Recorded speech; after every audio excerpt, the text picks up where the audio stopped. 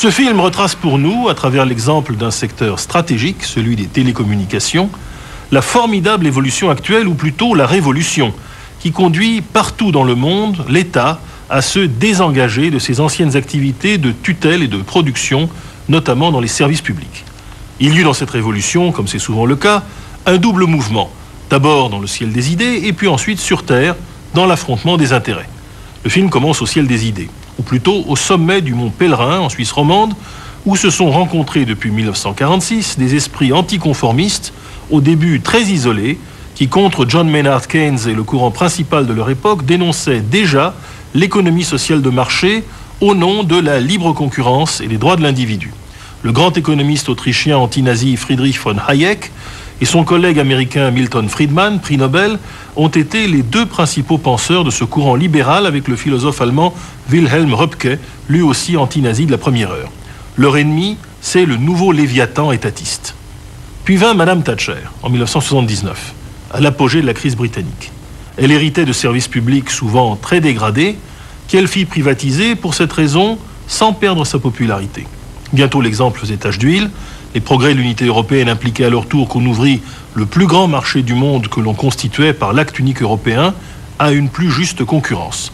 Désormais, les monopoles nationaux volaient en éclats et avec eux le contrat social traditionnel en matière de services publics qui associait emploi garanti des opérateurs, subvention de l'État aux producteurs et prix élevés pour les consommateurs individuels. Il reste à déterminer si le nouveau contrat social qui nous est proposé par la révolution libérale, lequel précarise l'emploi, interdit les subventions et abaisse les prix unitaires, représente ou non un progrès véritable. Ce film ouvre en tout cas ce grand débat indispensable.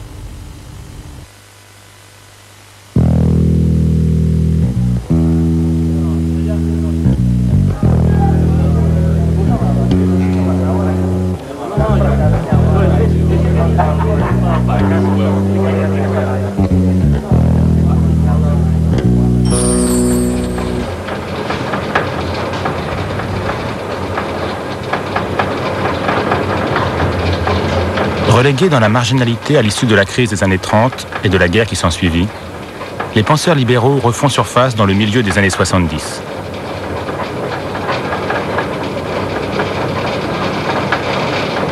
Intéressé par les raisons de ce renouveau, j'avais été invité à assister au 50e anniversaire de la Société du Mont Pèlerin, une des plus influentes sociétés libérales.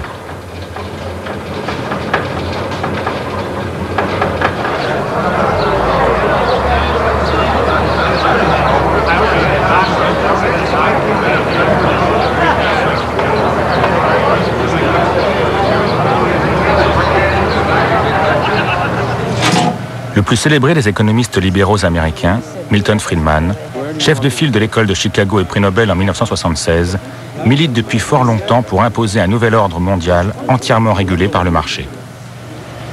The multinational companies have no power except what they get from their customers. The big difference between a government and a business is that a government can get money from you by sending a policeman to take it. A business can get money from you only by persuading you that they have something you want to buy. And that's an enormous difference. So multinational companies have no special power. Why are they multinational? Because the multinational companies, which are successful, are able to offer customers better goods at a lower price. Now, why is that power that you should be worried about? Je demandais à Milton Friedman comment il imaginait pouvoir résoudre le problème de l'emploi. That is not the problem. That's not the problem. You can always have a job for everyone. You can always, there is work. The reason you don't have jobs for everyone is because you prevent them from taking jobs. You have a minimum wage, or you have trade unions which limit entry. But the problem is not having a job for everyone. The problem is eliminating obstacles to having a job. That's the real problem. Et vous pensez qu'en éliminant le salaire minimum, on pourrait offrir un travail à tout le monde? Who's the we?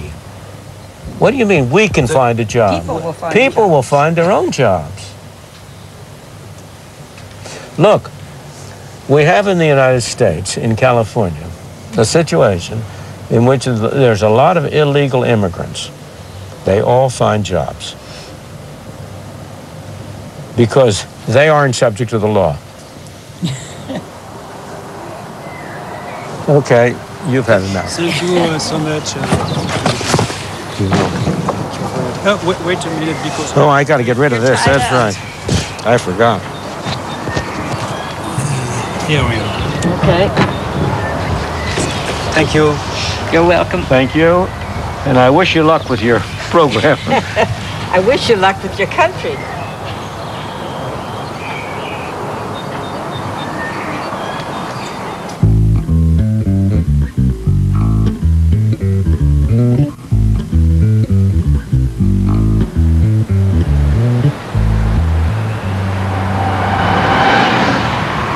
À la fin des années 70, les idées libérales séduisent d'abord le monde capitaliste, qui connaît une importante crise économique.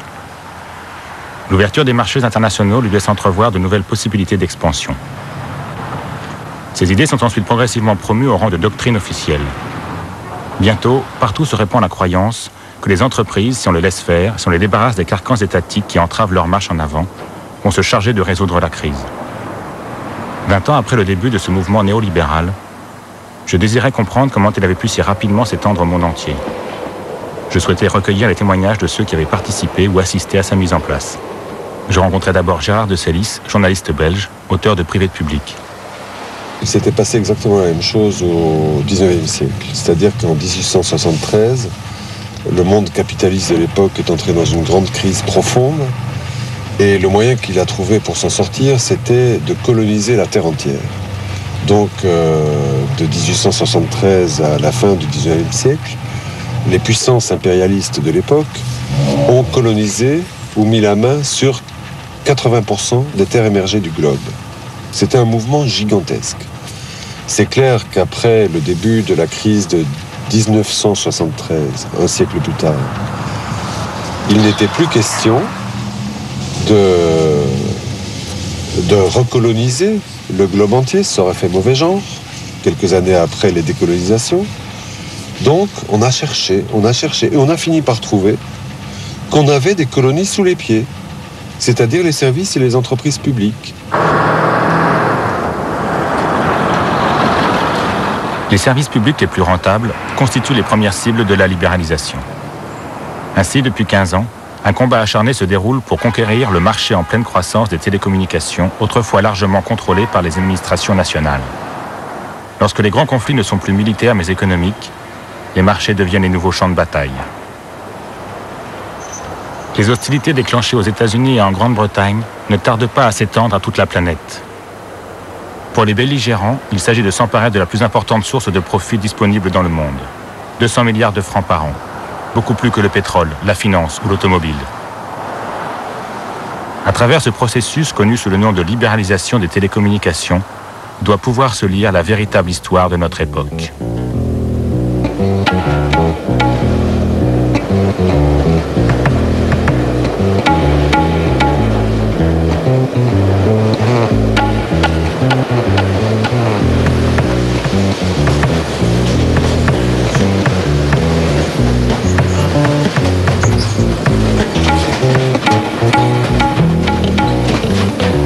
Au XIXe siècle, le libéralisme avait été imposé par les puissances dominantes de l'époque. Au début des années 80, c'est d'Angleterre qu'il déferle sur l'Europe. Je décidai donc de poursuivre ici notre voyage, à la recherche des circonstances qui avaient permis à ce mouvement de se développer. This is one of the little presents produced by the Adam Smith Institute. It's called Spirit of the Invisible Hand. Adam Smith famously said that when people promote their own interest, they are led as if by an invisible hand to promote an end that was no part of their intention. Madsen Piri dirige l'Adam Smith Institute, un organisme chargé de promouvoir les idées libérales. C'est là qu'ont été élaborées la plupart des mesures adoptées par Margaret Thatcher. It was really in the 1960s, within the British Conservative Party, that groups of people began advocating free market policies. There were student groups, particularly at the University of St Andrews, who advocated selling off state industries, floating the pound, introducing market incentives. But it wasn't really until the election of Margaret Thatcher as Conservative leader in 1975 that these ideas began to dominate Conservative thinking. And it wasn't until she became Prime Minister in 1979 when time began for free market liberalism, and we saw these policies applied in practice. Donald MacDonald dirige le syndicat anglais des télécommunications. Je l'interrogeais sur la nature du mouvement qui a transformé l'industrie de son pays. In the 1970s, the beginnings of quite rapid technological change coincided with a very right-wing school of economics which had developed in the United States, the Chicago School, and in Britain we had the St Andrews free market people like Dr. Madsen Perry, the Adam Institute and so on, Adam Smith Institute, and their position was that the state monopoly and public service within the telecommunications sector was holding back technology. In reality, our view was that they realised that the technology was going to create new markets. There was going to be big money within the telecoms industry, and as far as we were concerned, it was a coincidence of technology with a very right-wing political and economic agenda. But I think the real spread of the ideas came about because of their success. Because when we privatized state industries in Britain, they started making profits instead of losses. They started becoming efficient. They started lowering their prices. And the transformation was so complete that other nations wanted to know how this was done so they could do it as well. So I really just think it was the practical success of the ideas rather than any intellectual conviction which made them spread so rapidly.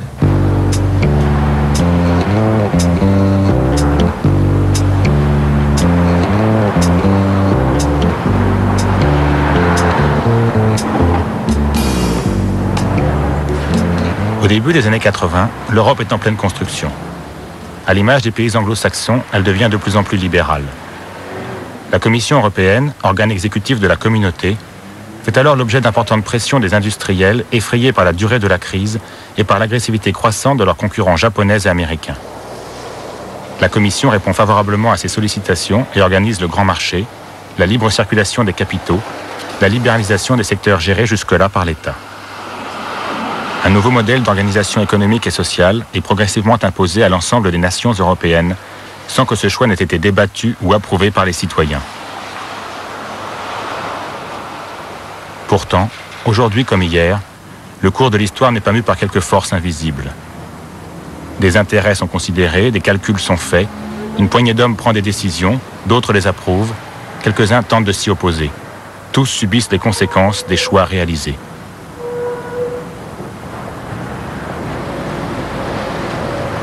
Avant de devenir président de la Société Générale de Belgique, Étienne Davignon a longtemps été le commissaire européen chargé de l'industrie. C'est lui qui engage, au début des années 80, à la demande des industriels, et avec l'appui des commissaires britanniques Brittan et Sutherland, la politique européenne des télécommunications. Je lui demandais dans quelles conditions la Commission avait procédé à ces choix. Est-ce qu'il y a eu, à l'intérieur de la Commission, un grand débat consistant à savoir... Nous devons désormais privilégier le marché, comme d'autres pourraient dire prendre une option libérale. Et est-ce qu'il y a eu une grande discussion sur ce qui apparaîtrait comme fondamental, arriver à un carrefour, quelle direction est-ce qu'on prend? Ben, ça ne s'est pas passé comme ça. Et ça ne s'est pas passé comme ça parce que dans l'histoire de la construction européenne, et vous retrouverez ça... chez ceux qui l'ont imaginé et inventé, le mot-clé de la construction européenne, c'est la nécessité. Et on s'est trouvé, dans ce domaine particulier, devant cette nécessité.